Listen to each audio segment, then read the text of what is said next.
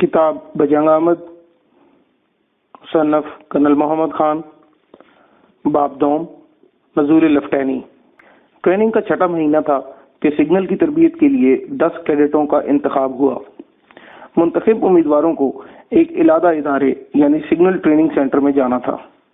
شاید یہ extra drill کا خوف تھا کہ ہر کیڈٹ نے او ٹی ایس سے جان چھڑانے کے لیے عرضی دے دی، کیونکہ اڑتی سی خبر تھی کہ سگنل ٹریننگ سینٹر میں کیڈٹ بھی انسانوں میں شمار ہوتا ہے۔ اور جب ہمارا نام 10 منتخب کیڈٹوں کی فہرست میں آ گیا تو باقی کیڈٹ ہمیں اس طرح مبارکباد دینے آئے جیسے جشن استقلال کی خوشی میں قبل از وقت رہا ہونے والوں کو پسماندہ قیدی رخصت کرتے ہیں۔ سگنل ٹریننگ سینٹر بھی مہو میں تھا اور او ٹی ایس سے بہت دور نہ تھا۔ جس روز ہم او ٹی ایس سے رخصت ہوئے ہمارے ذمہ 2-4 ایکسٹرا ڈرل باقی تھیں اور ہمیں خوف تھا کہ کہیں سگنل سینٹر میں پہنچنے کے بعد بھی او ٹی ایس والے اس ادھار کی ادائیگی کا مطالبہ نہ کر بیٹھیں۔ اتفاق سے 2 دن بعد او ٹی ایس کا سارجنٹ میجر سگنل سینٹر میں آ نکلا اور ہمارا ماتھا ٹھنکا کہ ہو نہ ہو یہ ایکسٹرا ڈرل کا حساب چکانے آیا ہے۔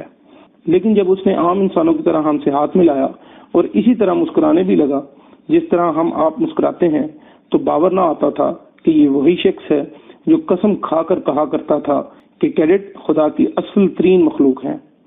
لیکن ابھی ہمارے لیے آخری ہیلپ باقی تھی۔ جب پیار محبت کی باتوں کے بعد ہم سے رخصت ہونے لگا تو ہمیں سر کہہ کر مخاطب کیا، پھرتی سے سلوٹ کیا اور جانے کی باقاعدہ اجازت مانگی۔ یہ واقعات ہمارے لیے اس قدر غیر متوقع تھے کہ اگر اسی لمحے کوئی شہزادی ہمارے گلے میں ہار ڈال کر ہمیں خامن منتخب کر لیتی تو ہمیں بالکل تعجب نہ ہوتا اور ہم بلا تکلف ولی عہدی شروع کر دیتے۔ سگنل سینٹر میں پہنچے تو جو احترام انسانیت کی افواہیں تھیں سچ مچ درست نظر آنے لگیں۔ تمام استاد ادب سے پیش آئے، لیکن 6 ماہ کی متواتر بے ادبی کے بعد ہمیں یقین نہ آتا تھا کہ ہم بھی قابل ادب قسم کے آدمی ہیں، بلکہ سچ تو یہ ہے کہ ساری تعظیم ہمیں جعلی سی لگتی تھی۔ ہماری ذہنی کیفیت کچھ ایسی ہی تھی جیسے نظام سکے کی اپنی مختصر سی جلالت مابی کے دور میں ہوئی ہوگی۔ شاید ہماری حالت زار نظام سے بھی کچھ پتلی تھی، کیونکہ اسے اپنا انجام معلوم تھا اور ہمیں اعتبار نہ آتا تھا کہ یہ فالتو احترام واقعی کوئی دیر پا چیز ہے یا کسی وقت یہی مؤدب انسٹرکٹر ایک ہلاکوانہ قہقہا لگا کر ہمیں سریا سے کھینچ کر زمین پر دے ماریں گے اور پھر ہم ہوں گے اور ایکسٹرا ڈرل۔ لیکن رفتہ رفتہ معلوم ہوا کہ اس احترام میں ملاوٹ نہ تھی اور یہ کہ ہمیں مرتبے کا احساس قصدن دلایا جا رہا تھا، وہی احساس جو او ٹی ایس میں ہمارے دماغ سے نچوڑ لیا گیا تھا۔ اس وقت کہ ہم تازہ شہری زندگی سے فوج میں آئے تھے وہی صحیح تھا، اور اب کہ افسری کے دروازے پر دستک دے رہے تھے ہمیں افسرانہ انداز سکھائے جا رہے تھے۔ لیکن ہم اپنے استادوں کی نسبت اپنے انگریز ہم جماعتوں سے وہ کچھ سیکھ رہے تھے جو زندگی بھر نہ سیکھا تھا۔ جماعت میں ہم 20 کیڈٹ تھے، 10 دیسی اور 10 انگریز۔ یہ انگریز ہندوستان میں انگریزی فرموں کے ملازم تھے اور جبری بھرتی کے قانون کے تحت تربیت کے لیے آئے ہوئے تھے۔ یوں تو ہم سب برابر تھے، لیکن جماعت میں ان انگریز طلباء کا کاروبار ہم دیسیوں سے بہت مختلف تھا۔ وہ جماعت میں استادوں کے ساتھ یوں ہم کلام ہوتے جیسے چائے پیتے ہوئے دوستوں کے ساتھ گفتگو کر رہے ہوں۔ ادب ضرور کرتے لیکن خوف نہ کھاتے۔ ان سے کوئی انسٹرکٹر سوال پوچھتا تو جواب دینے سے پہلے آرام سے پائپ کا کش لگاتے، پھر اسے ڈیسک پر رکھتے اور پھر کرسی پر ذرا نیم دراز ہو کر جواب دیتے، اور اس انداز سے کہ اگر درست ہے تو خیر، اگر نہیں تو بھی کوئی حرج نہیں، کہ یہی ہمارا نقطہ نگاہ ہے۔ برخلاف اس کے ہم دیسیوں کے دل میں ہر وقت چور سا رہتا۔ جواب آتا تو جواب دینے میں بےتابی، اگر نہ آتا تو احساس جرم اور چھپنے کی کوشش۔ ان لوگوں کی خود اعتمادی اور پختگی ان کے کردار کا حصہ تھی، اور یہ غالباً ان کی ابتدائی تعلیم کا فیض تھا۔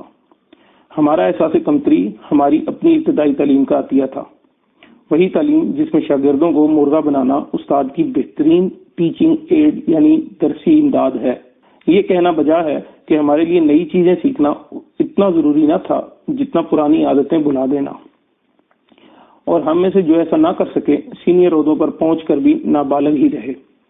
یہ نہیں کہ انگریزوں میں نالائق یا نکمے نہیں ہوتے، کہ یہ کا ذکر آگے آئے گا بھی۔ نقطہ یہ ہے کہ صرف ذہین ہونا ہی کافی نہیں، کچھ شخصیت ہونی چاہیے، کچھ کردار ہونا چاہیے، اور وہ جو اقبال نے کہا ہے کہ کچھ محفل میں بات کرنے کا شعور ہونا چاہیے۔ سچ یہ ہے کہ ان معاملات میں ہم ان انگریز دوستوں کو بتائے بغیر ان کی شاگردی کر رہے تھے اور مرغا بنے بغیر وہ کچھ سیکھ رہے تھے جو مکتب کی خاک بازی میں نہ سیکھ پائے تھے۔ ذکر سگنل سینٹر کی زندگی کا تھا۔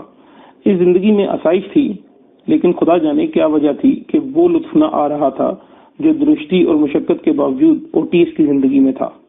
جب اس مسئلے کو اندر سے جھانک کر دیکھا تو ہم پر روشن ہوا کہ درستی اور مشقت ہی تو لطف کا منبع تھے۔ نہ ہو مرنا تو جینے کا مزہ کیا ہے۔ لیکن سگنل سینٹر کی زندگی فقط اللہ کے گرد ہی نہیں گھومتی تھی۔ جہاں ارجن سنگھ ایسے ہم جماعت ہوں، وہاں کئی ایسے واقعات ناگزیر تھے جو دل یزداں میں بھی کھٹکنے لگے۔ ارجن سنگھ ایک قوی ہیکل اور خوش مزاج سکھ کیڈٹ تھا۔ پینا اس کی کمزوری تھی۔ ایک شام ارجن سنگھ کو معمول سے زیادہ بدمست پایا گیا، حالانکہ اس روز میس میں ارجن سنگھ نے شراب کو چھوا تک نہ تھا۔ ہمارے ایک انگریز ساتھی مارٹن نے شرارتاً کہہ دیا کہ ارجن سنگھ نیمبو پانی پر ہی ٹائٹ ہو گیا ہے۔ ارجن سنگھ اس تہمت پر بزرگانہ انداز میں مسکرا دیا۔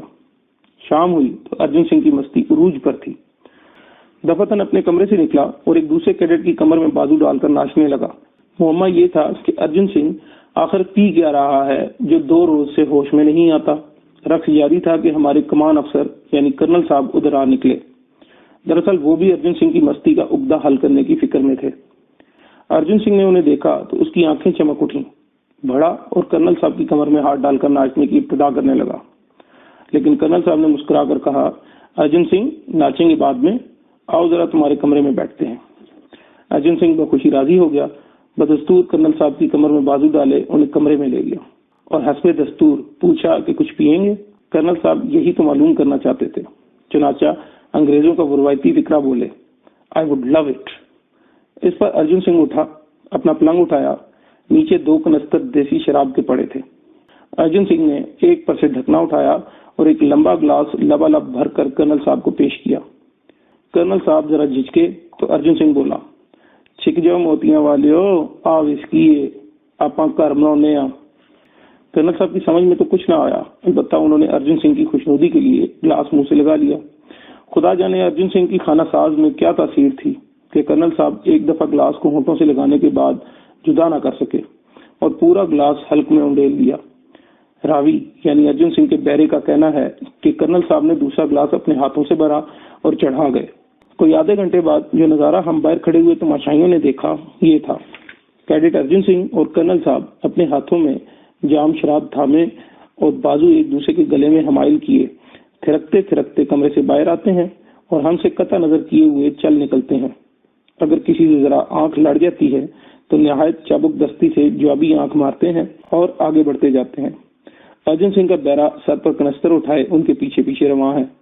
بیرے سے پوچھنے پر معلوم ہوتا ہے کہ کنستر کی منزل کرنل صاحب کا بنگلہ ہے۔ یہ سگنل سینٹر کی زندگی کا ایک پہلو تھا۔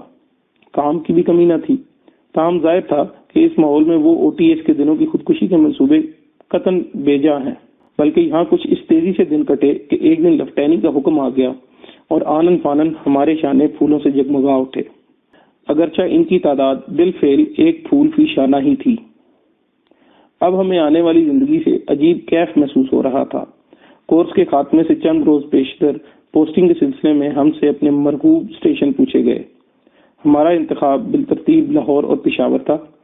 لاہور آنے کا ہمیں خاص شوق تھا کہ جس دیار کے کوچوں کی ہم نے ایک گمنام طالب علم کی حیثیت سے خاک چھانی تھی، اب اسی خاک کو افسرانہ شان سے روندنا چاہتے تھے۔